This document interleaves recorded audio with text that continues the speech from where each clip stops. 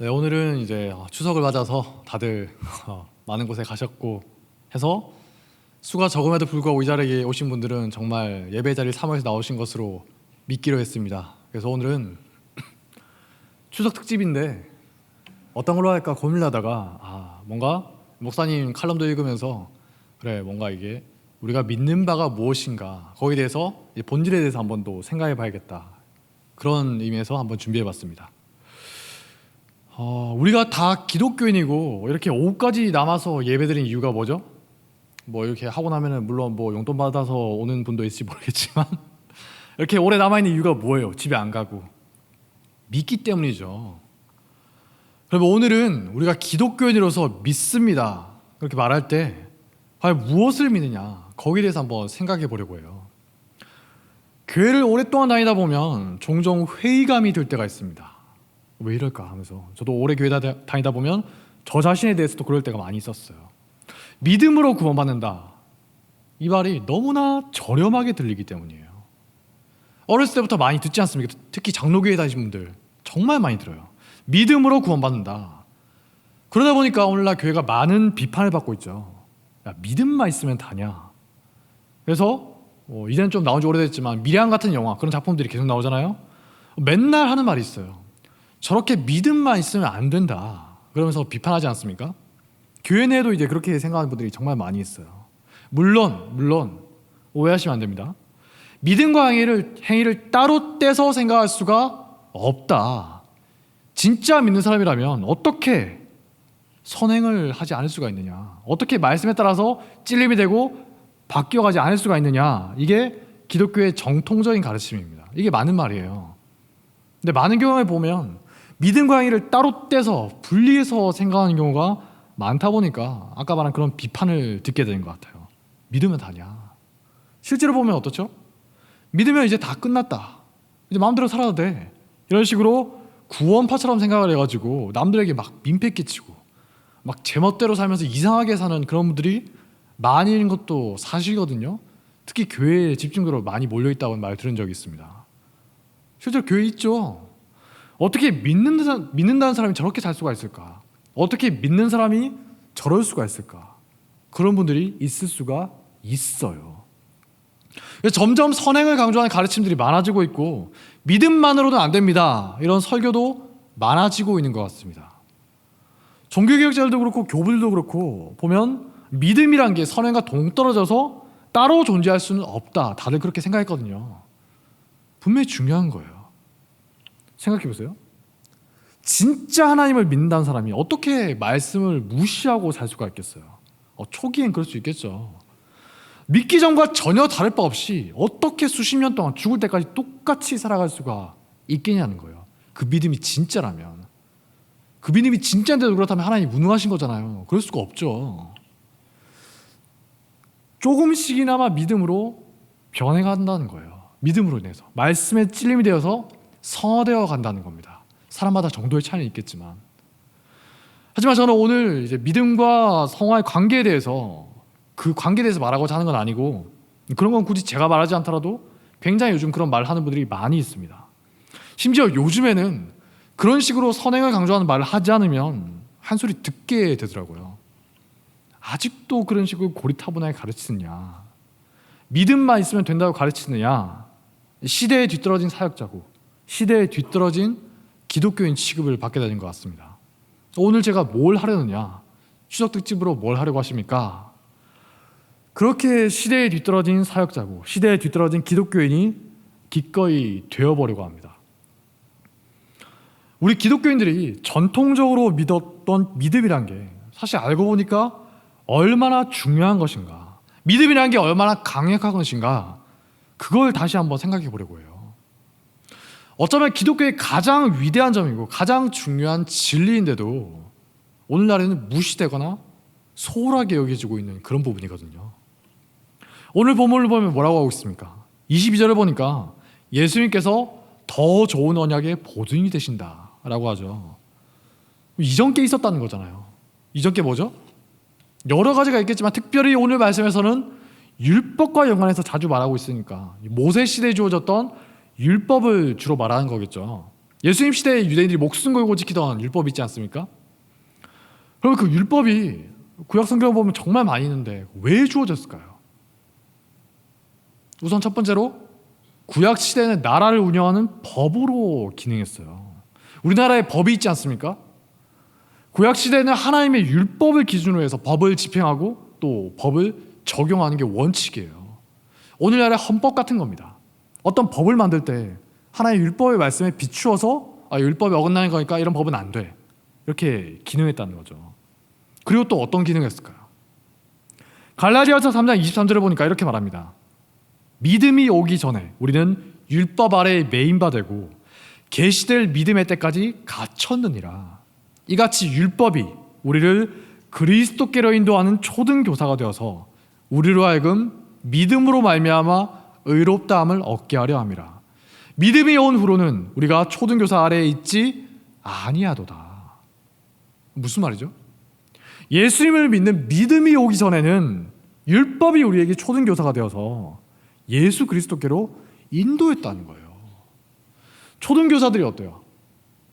아이들을 잘 이끌어서 중학교, 고등학교, 대학교 고급한 지식에 이르게 하지 않습니까? 그것처럼 율법이 우리를 그리스도께로 인도하는 역할을 담당했다는 거예요.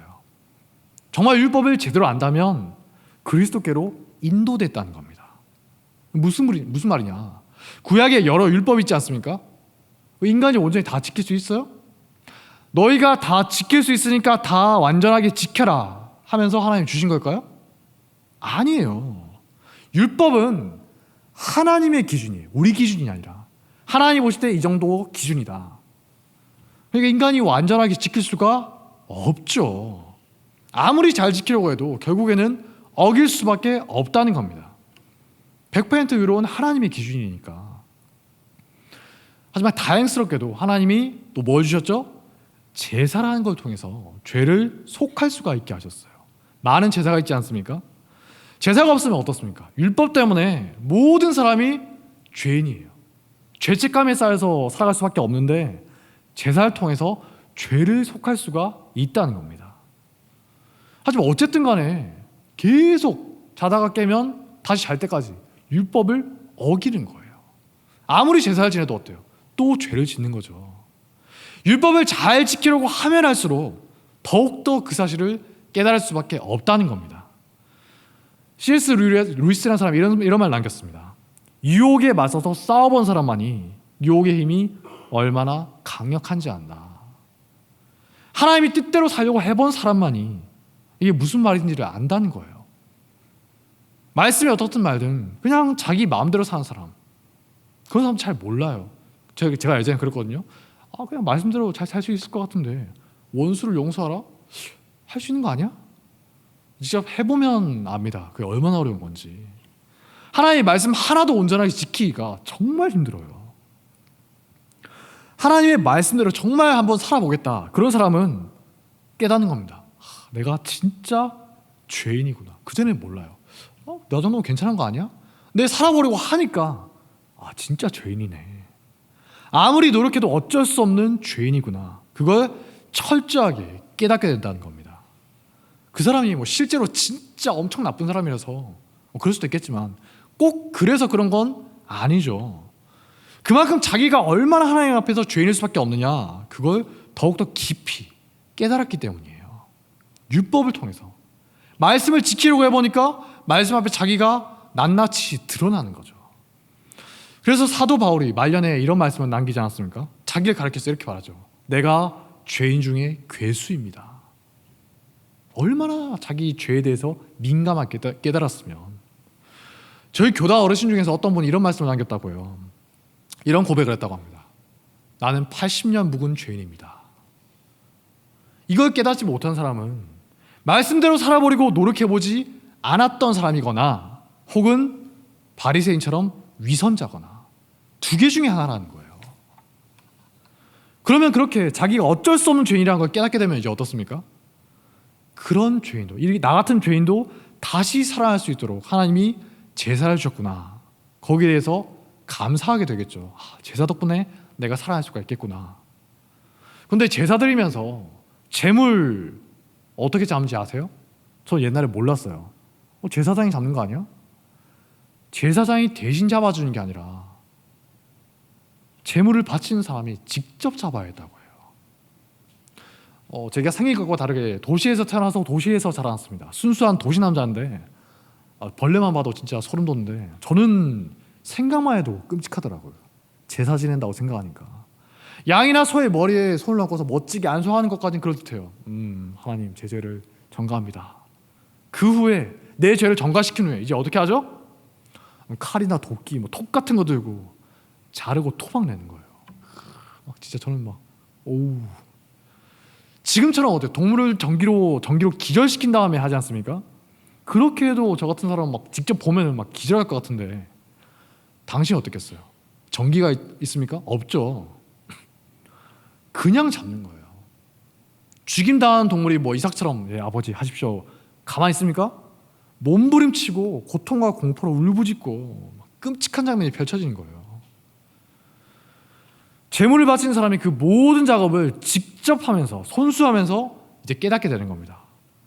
지금 이 제물이 당하는 이 모습이 바로 하나님 앞에서 내가 당해야 되는 것이구나.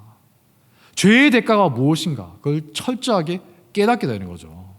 그러면서 자기 죄를 대속해주는 하나님의 제사가 얼마나 귀한 것인가, 얼마나 감사한 것인가 뼛속 깊이 새기게 된다는 거예요.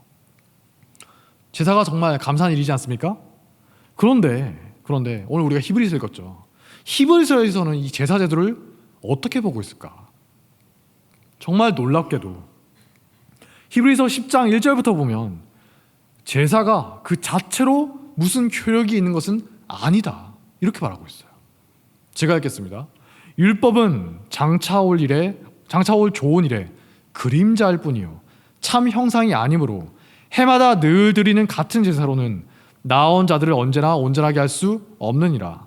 이 제사들에는 해마다 죄를 기억하게 하는 것이 있나니 이는 황소와 염소의 피가 능히 죄를 없이 하지 못함이라. 11절에도 비슷한 말이 나와요. 제사장마다 매일 서서 섬기며 자주 같은 희생제물을 드리지만 그것들은 결코 죄를 없앨 수가 없다. 이상하지 않습니까? 우리가 평소에 생각할 때는 동물에게 죄를 전가해서 이제 피를 흘리는 걸로 내 죄가 속해졌다 이렇게 알고 있었는데 방금 뭐라고요? 실제로는 그런 제물의 피가 절대 죄를 없애주는 게 아니래요. 제사 드린 것 자체로는 결코 죄를 없앨 수가 없다는 겁니다. 그럼 대체 뭐죠? 제사는 예수님을 희미하게 가리키고 있는 그림자 같은 것이고 실제로는 예수님의 십자가를 통해서 인간의 모든 죄가 사해지게 된다는 거예요. 예수님의 십자가 희생이 있기 훨씬 전에 구약 시대에 있었던 그때도 하나님은 이후에 있을 예수님의 십자가 희생을 미리 보시고 인간의 죄를 사해 주셨다는 거죠. 제물을 잡아서 제사 드리는 건 십자가의 그림자, 예수님을 희미하게 가리키고 있었다는 거예요. 제사 자체에 무슨 신비한 힘이 있어서 죄가 사해지는 게 절대 아니라는 겁니다. 그렇게 그림자 같은 게 제사였고 제사를 집행한 것도 어때요? 죄 많은 인간 제사장이었으니까 얼마나 한계가 명백합니까? 오늘 말씀에도 나오죠. 27절 제사장들은 먼저 자기 죄를 위해서 제사 드려야 되고 그 후에야 다른 사람의 죄를 위해서 빌 수가 있었다. 날마다 그걸 반복해야 됐어요. 자기 코가 석자라고. 하루라도 죄를 안 짓는 날이 없으니까요. 너희 중에 죄 없는 자가 먼저 돌로 치라. 누구도 던질 수가 없죠. 제사장이라 할지라도. 하지만 예수님이 오셔서 어떻게 됐죠? 그림자와 같은 정말 맨날 반복되어야 하던 그 제사를 이제 완성하신 겁니다. 제사가 가리키던 그림자, 그 그림자가 가리키던 실체, 십자가 제사를 드려서 계속 반복되던 구약시대의 제사를 완결시킨 거예요. 십자가 없었으면 우리도 지금 계속 제사 드려야 됩니다. 당연히 제사 드려야 되는 거예요. 예수님이 십자가를 지시지 않았으면. 어떻게 그럴 수 있었느냐? 26절 말씀. 그분은 인간이 제사장과 다르게 거룩하고 악이 없고 더러움이 없고 죄인에게서 떠나 계시고 하늘보다 높이 계신 분. 누구죠? 성자 하나님이시기 때문이에요.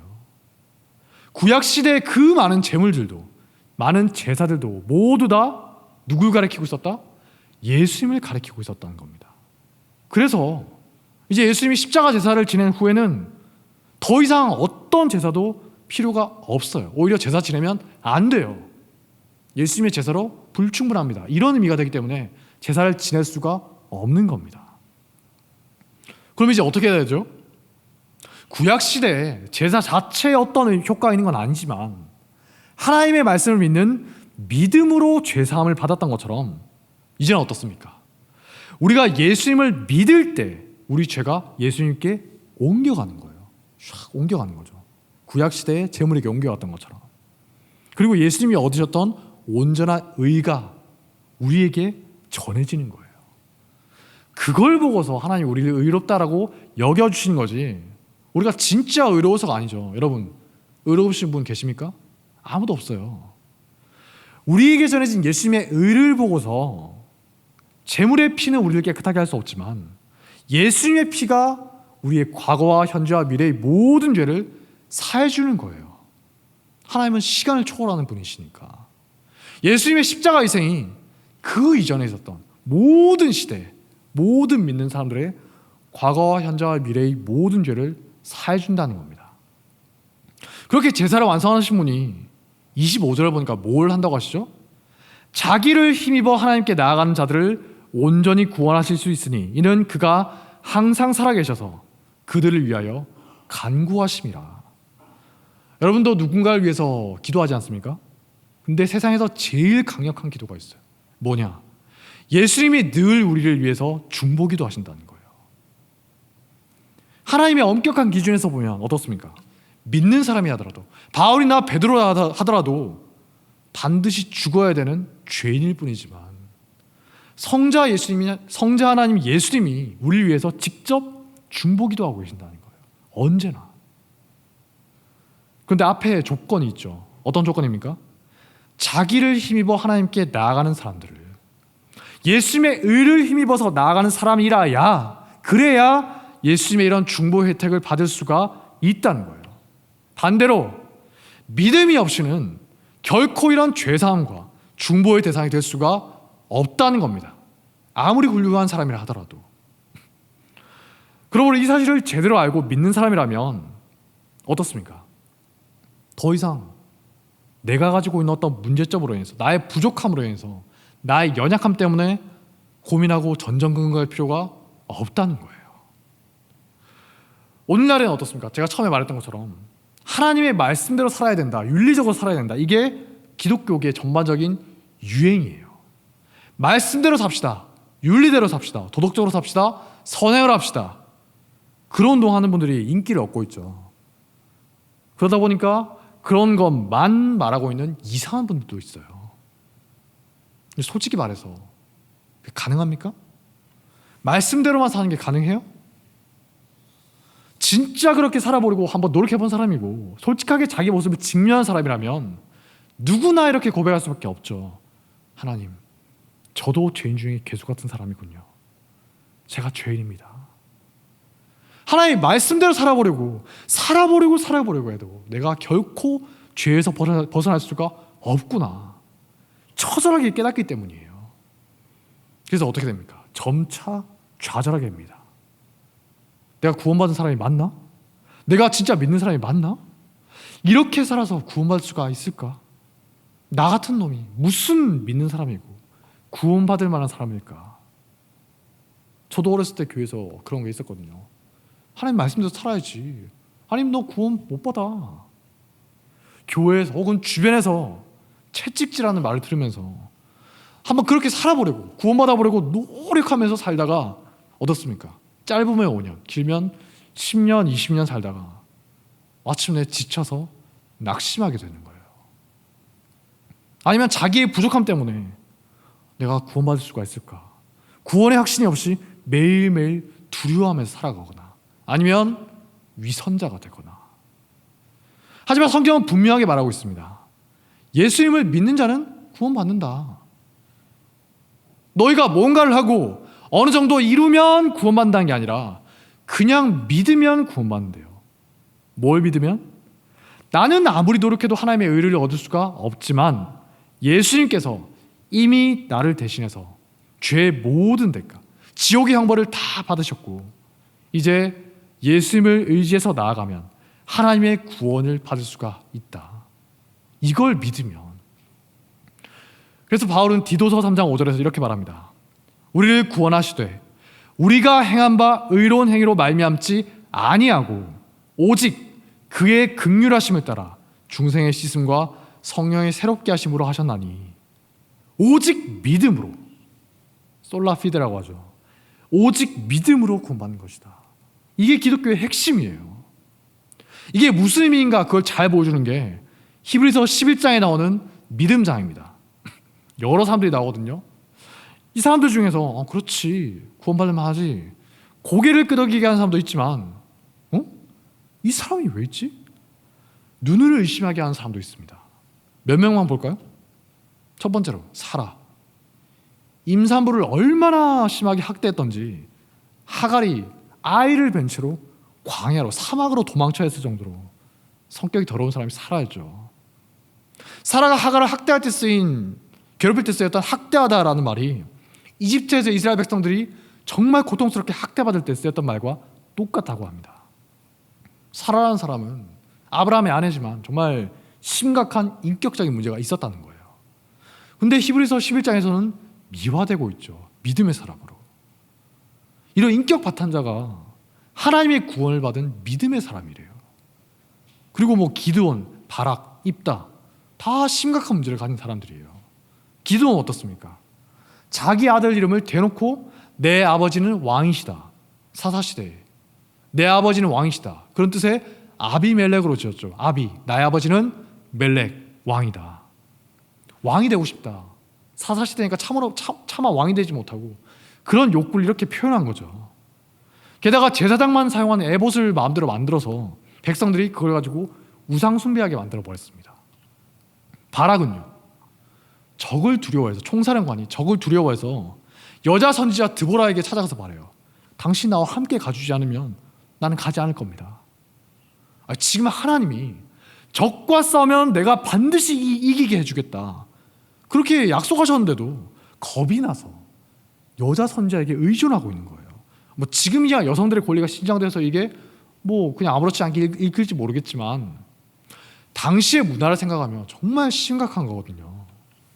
군대의 총사령관이, 누구보다 용감해야 될 총사령관이 여자가 같이 가주지 않으면 싸우러 가지 않겠다고 했다. 두고두고 조롱받을 일인 거예요. 마지막으로 입다는 어떻습니까? 입다. 전 성경 읽으면서 어떻게 이런 사람이 있을까? 세상에 사사란 사람이 인신공양을 했어요. 자기를 축하하려고 맨 처음에 나온 사람을 잡아서 바치려고 한 거죠. 완전히 이방 종교의 문화에, 가나안 문화에 푹 젖어 있었다는 겁니다. 사사부터가. 하나님이 정말 가증하게 여기시고 율법을 보면 증오하시는 게 뭐냐? 인신공양이거든요. 근데 가나안 민족들은 인신공양을 했던 흔적들이 남아있다고 해요. 성전터를 그 사람들의 제단터를 발굴해 보면 아이들의 유골이 막 쏟아졌다고 해요. 그걸 하나님이 정말 증오하시는데 하나님을 믿는다는 사람이, 사사가 그걸 하려고 한 거예요. 그것도 자기를 축하해 주는 사람에게. 이런 게 사사입니까? 누가 봐도 심각한 문제가 있죠. 그런데도 믿음의 사람으로, 하나님의 구원을 받은 사람으로 인정받고 있는 거예요. 그 이유가 뭐죠?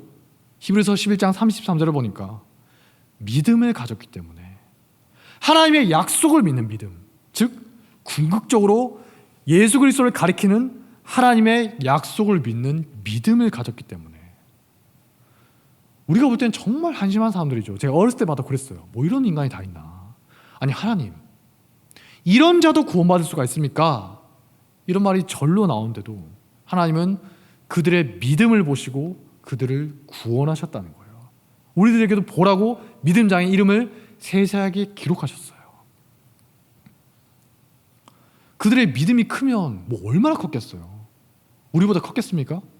컸을 수도 있겠지만 우리는 그렇게 인신공양하는 그런 사람은 아니잖아요. 심지어 유다 왕들 중에서 제일 악한 왕이 누구냐, 그리고 나라를 멸망시키는데 결정적인 한 사람이 누구냐, 히스기야의 아들이었던 므낫세라는 사람이 있습니다. 얼마나 악한 왕이었으면 나중에 하나님 요시아의 종교개혁 때도 이렇게 말씀하세요. 그러나 여호와께서 유다를 향하여 내리신 그 크게 타오르는 진노를 돌이키지 아니하셨으니 이는 므낫세가 여호와를 경노하게 한 그 모든 경노 때문이라. 열왕기하 21장을 보면 므낫세가 얼마나 악한 사람인가 그걸 잘 나오고 있습니다. 한번 읽어보세요. 하나님의 심판을 받아서 살았던 가나안 민족보다도 훨씬 악한 사람이었다, 그런 말이 나와요. 이런 자를 하나님이 가만두시면 되겠습니까? 안 되겠죠. 그래서 바벨론은 끌려가거든요. 그런데 역대하 33장 10절부터 보니까 므낫세가 바벨론으로 끌려가는 후에 하나님께 회개를 해요. 마음을 돌이켜서 겸손하게 됐다고 합니다.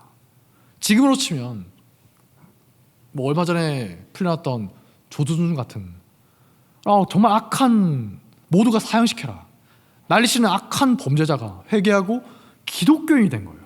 그랬더니 맙소사 하나님이 그 악한 므낫세의 기도를 들어주시고 다시 돌아와서 왕이 되게 해주셨대요.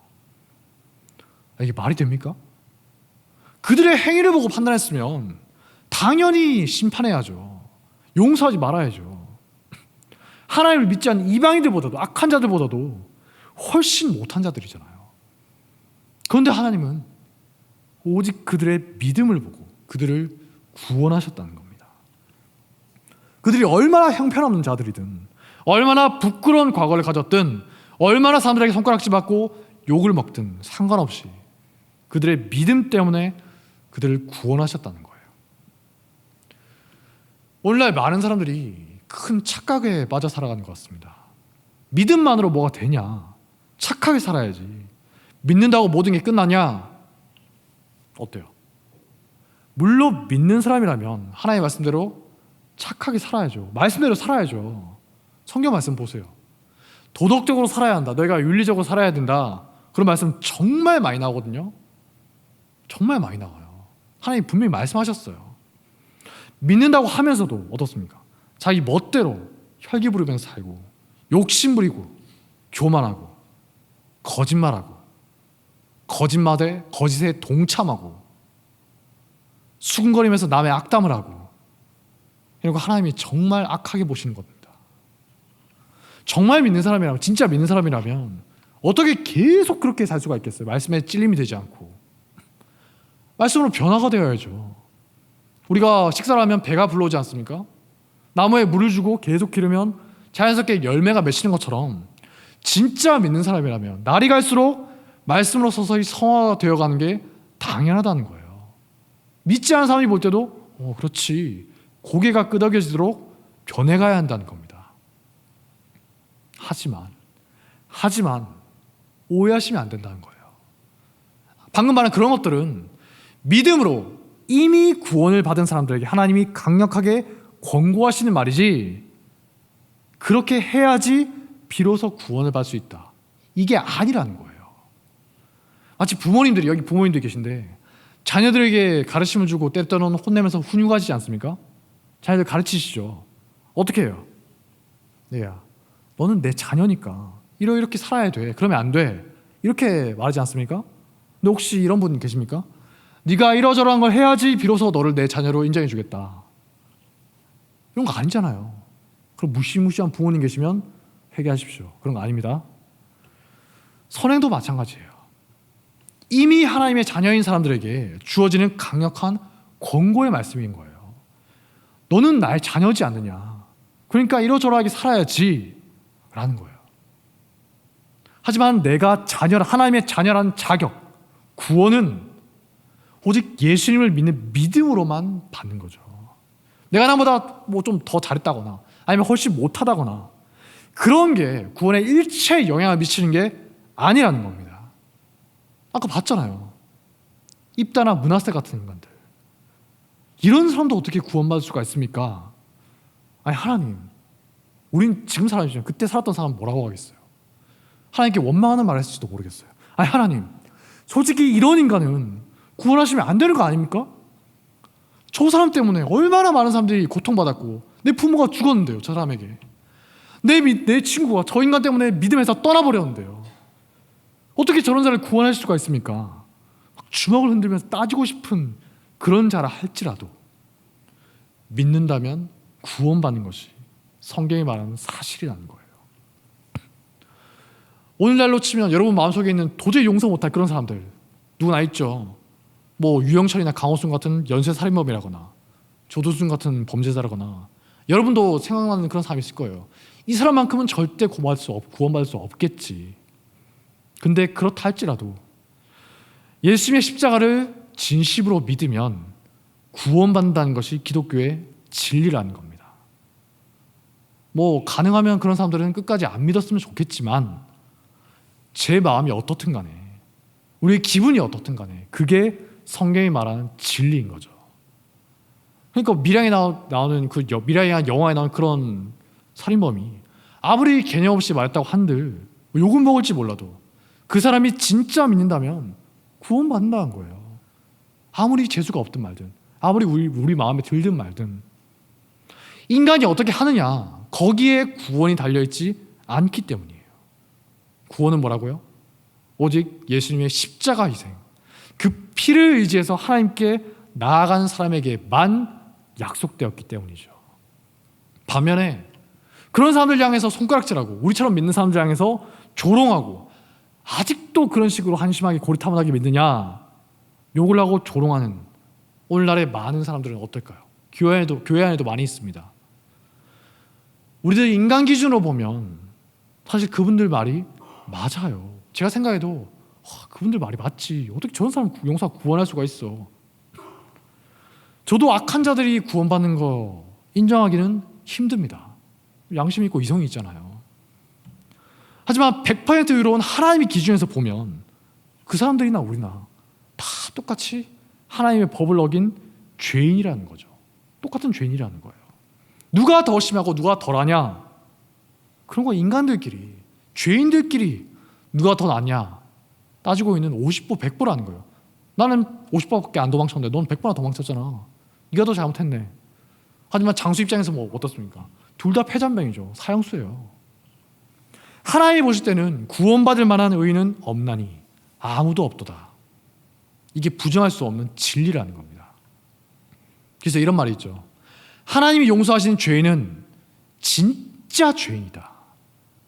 우리가 볼 때 그럭저럭 용서할 만한 죄인이 아니라 제가 회개하고 돌아왔을 때 회개하고 돌아왔을 때 아멘 할렐루야 하면서 우리가 은혜 받는 그런 게 아니라 하늘도 무심하시지 하나님도 무심하시지 어떻게 저런 자를 용서하시나.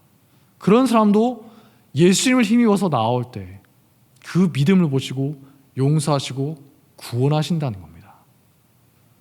그러므로 이 사실을 온전하게 믿는 사람은 이전과 전혀 다른 생각을 하면서 살아가야 되겠죠. 이전에는 어때요? 항상 남과 비교하면서 아니면 내가 한 거 생각하면서 내가 구원받을 수 있을까? 내가 이런 남들에게 말 못할 추악한 과거가 있는데 부끄러운 과거가 있는데 괜찮을까? 내가 지금도 이런 죄를 지으면서 살고 있는데 오늘도 죄를 짓고 왔는데 구원받을 자격이 있을까? 말씀대로 살지 못했는데 나는 어떻게 되는 걸까? 늘 내가 어떤 사람이냐? 내가 뭘 했나? 내가 무엇을 얼마나 했을까? 이런 거에 매여서 살아왔다면 이제는 그런 불안감을 깨끗하게 떨쳐버리고 오직 하나님의 은혜로 주어지는 구원에 감사하면서 평안을 얻으시기 바랍니다. 그게 먼저라는 거예요. 뭐 열심히 성교하고 그런 게 먼저가 아닙니다. 먼저 하나님의 은혜로 충만함을 누려야 된다는 거예요. 먼저 부모의 사랑을 충만하게 느끼고 자녀로서 자신감을 가지라는 거예요. 내가 우리 부모님 자녀지. 저 어렸을 때부터 정말 자신감이 충만했어요. 우리 어머니가 제일 정말 눈물 나올 정도로 진짜 도망칠 정도로 그렇게 혼내시고 나서도 그래도 너는 내 자식이야. 좀 그만 혼내시지. 정말 펑펑 울 정도로 혼내시고 나서도 그런 말씀을 늘 하셨거든요. 나는 내가 부모님의 자녀다, 어머니의 자녀다 의심한 적이 없었어요. 때때로 혼날 때는 의심했지만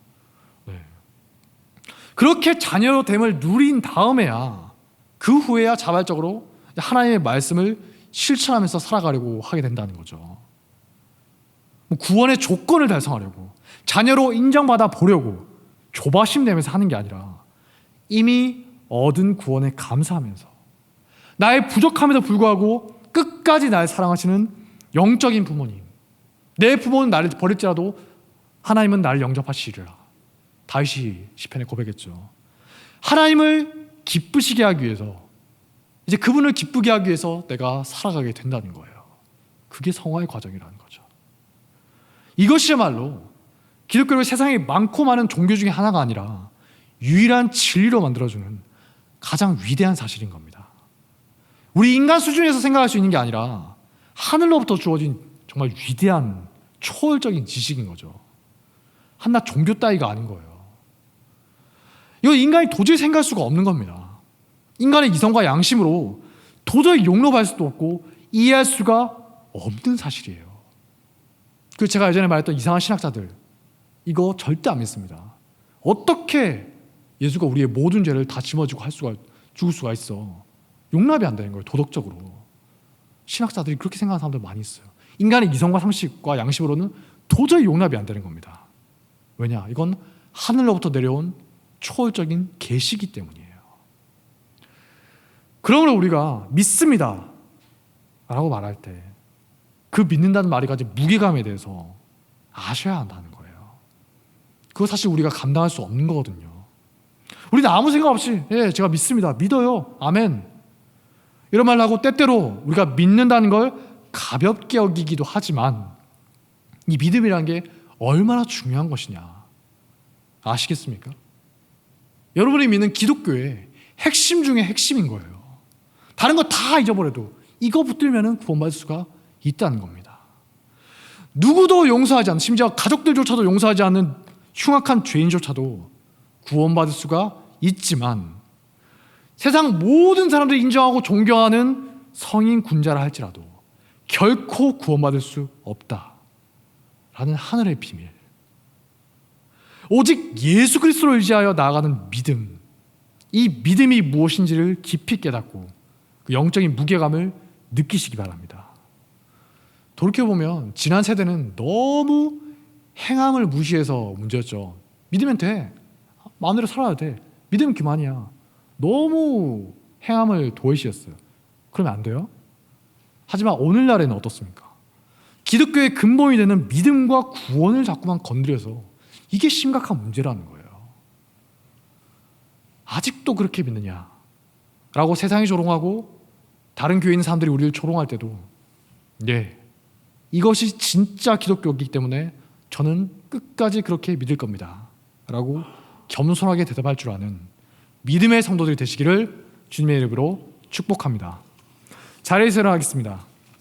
주 예수 나의 산소망 3절부터 찬양하겠습니다.